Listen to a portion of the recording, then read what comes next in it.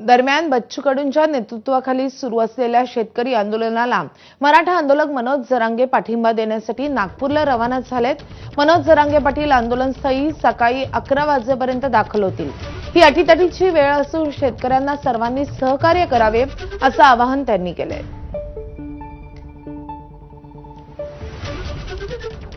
पाटील वर्ध्यात थांबलेले आहेत आणि आपण त्यांच्याशी बातचीत करूया। नेमकं कशा पद्धतीनं या बच्चू कडू यांच्या आंदोलनाला आपण आज भेट द्यायला जाणार आहात, कशा पद्धतीनं तुम्ही ही भेट देणार आहात, काय काय एकूण चर्चा किंवा तुम्हाला जे फोन कॉल्स आले असतील, काय एकूण माहिती? कशा पद्धतीने म्हणजे मी शेतकरी, एक साधा आंदोलक शेतकऱ्याचा पोरग चाललो, कारण जे संकट उभं राहते शेतकऱ्यांवरती जे डाव टाकले जाते, षडयंत्र टाकले जाते, हे तुटणं खूप गरजेचं असतं।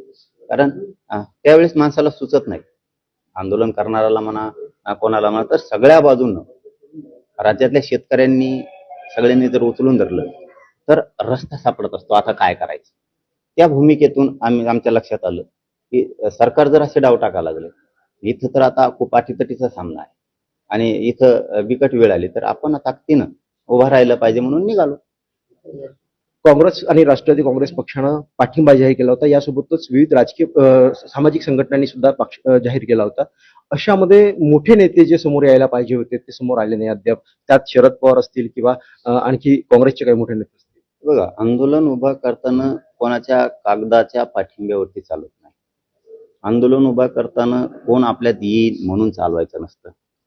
एखादा खूप मोठी गाडी घेऊन आला, तो खूप चांगला दिसतो, चष्मा लावतो म्हणून आपण आंदोलन चालवायचं नसतं।